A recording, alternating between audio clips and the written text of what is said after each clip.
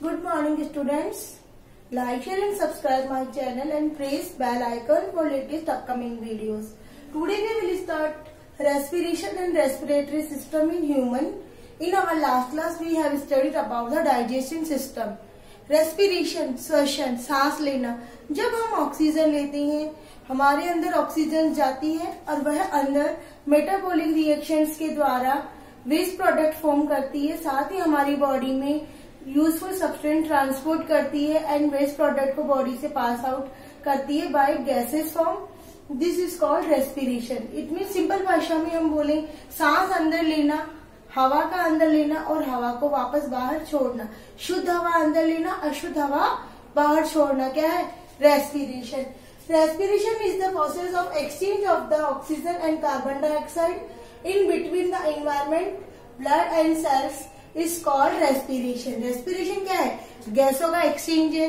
हम बताए आपको कि इनहेलेशन के दौरान हम ऑक्सीजन लेते हैं और एक्सहेलेशन के दौरान हम कार्बन डाइऑक्साइड बाहर निकालते हैं। ऑक्सीजन हम जब लेते हैं तो ये अंदर जाके प्योर होती है और हमारी बॉडी में वेरियस फंक्शन परफॉर्म करने में हेल्प करती है।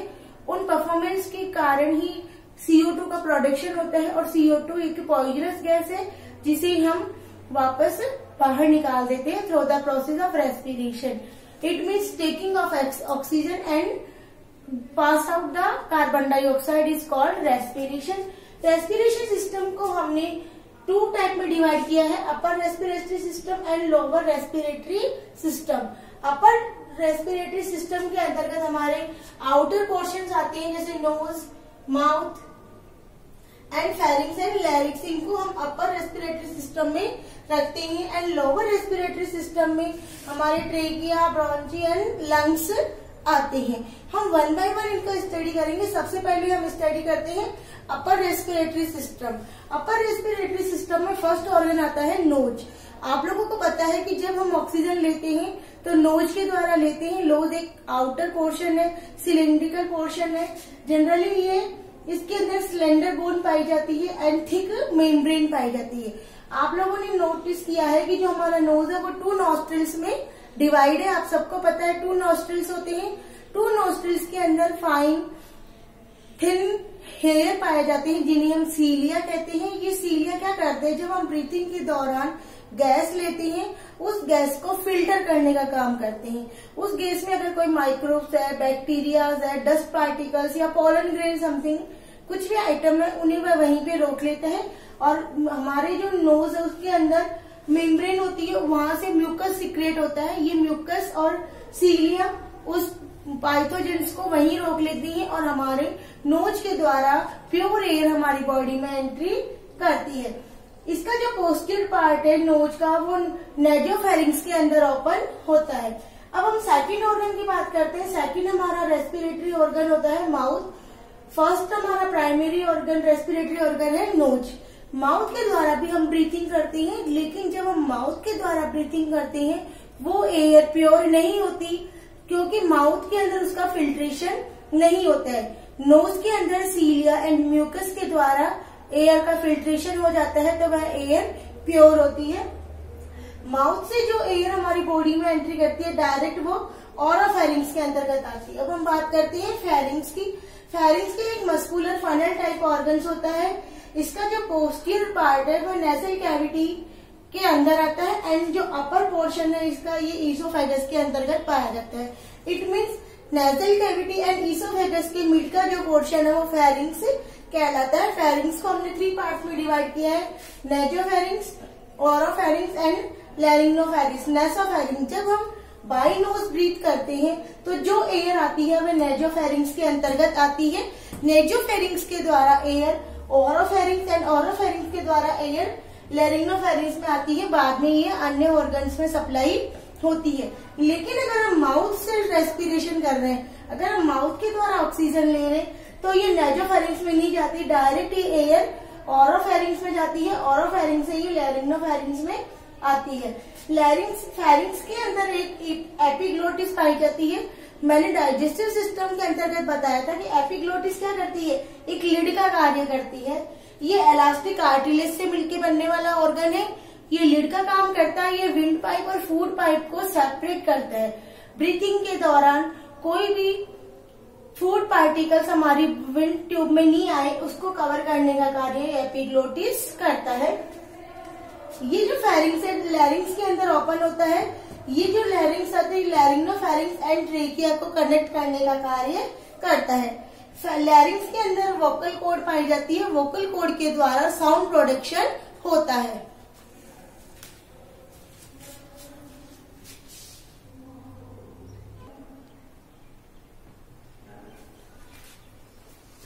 लोअर रेस्पिरेटरी सिस्टम के अंतर्गत ट्रेकिया, ब्रोंकियल्स, लंग्स वगैरह इंक्लूड आती हैं। तो सबसे पहले हम बात करते हैं ट्रेकिया।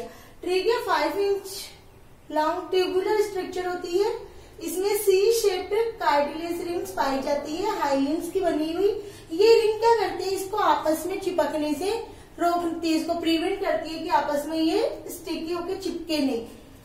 ये ट्रांसपोर्ट करती है ब्रीथिंग के लिए गैसेस का एक्सचेंज करती है। जनरली ये नेक रीजन से चेस्ट रीजन के बीच का जो पोर्शन होता है वो ट्रेकिया के द्वारा कवर किया हुआ होता है। अब इस डायग्राम में देखेंगे कि ये जो रिंग लाइक स्ट्रक्चर है ट्रेकिया है, ये ट्रेकिया नीचे आके 2 पार्ट्स में डिवाइड होती है जिन्हें हम ब्रोंकियली बोलते हैं। ये राइट एंड लेफ्ट लंग्स में जाती है और ये जो ब्रोंकियली है ये ब्रोंकियोल्स में डिवाइड होती है, फर्दर डिवाइडेड होती जाती है। इनका जो टर्मिनल पोर्शन है वो लास्ट में एल्वियोली में कन्वर्ट हो जाता है। इसको हम ऐसे देखते हैं जो हमारी प्राइमरी ब्रोंकियली होती है ये सेकेंडरी में डिवाइड होती है। सेकेंडरी ब्रोंकियली इट मीन्स ये दोनों लंग्स के अंदर डिवाइड हो जाती है। यहाँ से सेकेंडरी ब्रोंकियली से जो ब्रांचेज निकलती है ये देखेंगे आप, ये हमारा प्राइमरी है, यहाँ से ये ब्रांचेज निकल रही है, ये सेकेंडरी। इन सेकेंडरी से जो ब्रांचेज निकल रही है वो इसकी टर्शरी ब्रोंकियलिस कहलाती है। ये टर्शरी ब्रोंकियलिस आगे जब डिवाइड होती है फर्दर तो ये एल्वियोल्स में कन्वर्ट हो जाती है। Alveolus is a cup like structure that is responsible for the gases exchange. Gases के एक्सचेंज के लिए एल्वियोली रिस्पॉन्सिबल होती है। अब हम बात करते हैं लंग्स। लंग्स के एक फ्लेक्सिबल सॉफ्ट पिंक कलर का ऑर्गन होता है, एक पेयर के रूप में पाया जाता है ह्यूमन बॉडी में और ये डायफ्राम के लेफ्ट एंड राइट साइड्स में सिचुएटेड होता है, side of the chest and diaphragm के पास में होता है। लंग्स जनरली जो मिलके बनता है वो क्या होता है, lungs bronchioles, alveoli, blood vessels, lymphatic vessels and flexible fibre से मिलके बनता है। लंग्स 2 होते हैं, right lungs and left lungs. जो राइट लंग्स है वो कंपेरिजन टू लेफ्ट लंग्स थोड़ा सा स्मॉल होता है इन साइज लेंथ। इस वजह से ये जो राइट लंग्स है थोड़ा ब्रॉड होता है comparison to left. Left lung के अंदर 2 लॉब्स पाए जाते हैं एंड राइट लंग्स के अंदर 3 लॉब्स पाए जाते हैं। ये लॉब्स आगे फर्दर डिवाइड होते हैं एंड एल्वियोलिस में कन्वर्ट हो जाते हैं।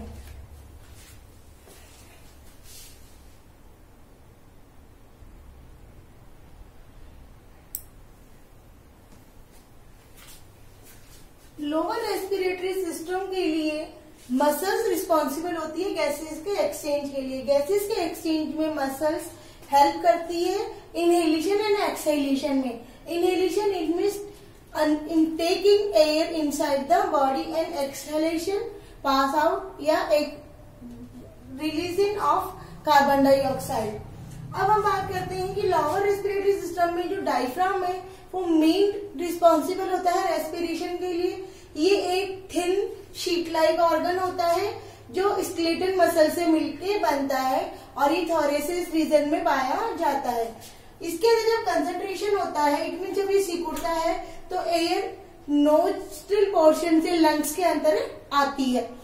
डायफ्राम के कंसंट्रेशन से एयर नोस्ट्रिल रीजन से लंग्स के अंदर आता है। जब ये सिकुड़ेगा तो अपने अंदर एयर फिल करेगा और जब ये रिलैक्सेशन कंडीशन में आएगा, जब ये आराम की कंडीशन में आएगा तो ये जो इसके लंग्स के अंदर एयर है उन्हें ये बाहर निकाल देगा, एग्जिट कर देगा। तो ये थी रेस्पिरेशन। अब हम बात करते हैं इसके फिजियोलॉजी की। इसकी फिजियोलॉजी क्या होती है रेस्पिरेशन के लिए। रेस्पिरेशन के लिए जो पल्मोनरी मूवमेंट होती है, pulmonary movement it means inhalation exhalation जब कंटिन्यू प्रोसेस एक साथ चलता है इस तरह की मूवमेंट को हम पल्मोनरी मूवमेंट कहते हैं। इसके द्वारा हम मूवमेंट लेते हैं वो एरो नेविगेशन सिस्टम के अंतर्गत आती है। एरो नेविगेशन सिस्टम को हमने 2 टाइप में डिवाइड किया है। एक तो था नेगेटिव प्रेशर जो क्या करता है, ग्रेडियंट करता है between the atmosphere and alveoli. ये जो प्रेशर है एटमोस्फियर और एल्वियोली के बीच में गैसेस के प्रेशर के लिए रिस्पॉन्सिबल होता है। एंड इसका जो सेकंड पोर्शन होता है, construction and relaxation of the diaphragm, और यानी ये जो एरो नेविगेशन सिस्टम है ये 2 पार्ट से मिलकर बनता है। फर्स्ट पार्ट के अंदर एटमोस्फियर से एल्वियोली के अंदर एयर का आना, एंड सेकेंड पोर्शन डायफ्राम्स के अंदर इसका रिलेक्शन एंड कंस्ट्रक्शन होना। रेस्पिरेशन 2 टाइप का होता है, external respiration and internal respiration. External respiration के अंतर्गत the gases exchange between the air filled alveoli and blood flowing in the capillaries. इसके अंदर क्या होता है कि जो गैस है वो एल्वियोली के अंदर फिल होती है और ब्लड फ्लो होता है कैपिलरीज के अंदर। इसके अंदर जो प्रेशर काम करता है वो पार्शियली प्रेशर वर्क करता है। इस तरह का रेस्पिरेशन एक्सटर्नल रेस्पिरेशन के अंतर्गत आता है। इंटरनल रेस्पिरेशन के अंदर गैसेस का एक्सचेंज होता है, blood flowing in the capillaries and the tissues. Blood यहाँ पे कैपिलरीज से टिश्यूज के अंदर जो फ्लो होता है वो इंटरनल रेस्पिरेशन होता है। इसके अंदर डिफ्यूजन प्रोसेस पाया जाता है। External it means outsider, it means only air to alveoli तक हमारे जो अपर सिस्टम से एयर अंदर आती है वो एक्सटर्नल सिस्टम के अंतर्गत होती है। इंटरनल सिस्टम के अंतर्गत एयर जिनका अंदर यूज होता है अन्य फर्दर प्रोसेस के लिए, और हमारे ब्लड के अंदर ये मिक्स होकर जो बॉडी में मूव करता है वो इंटरनल रेस्पिरेशन के अंतर्गत आता है। तो ये था हमारा respiration system. I hope you have understand. Thank you.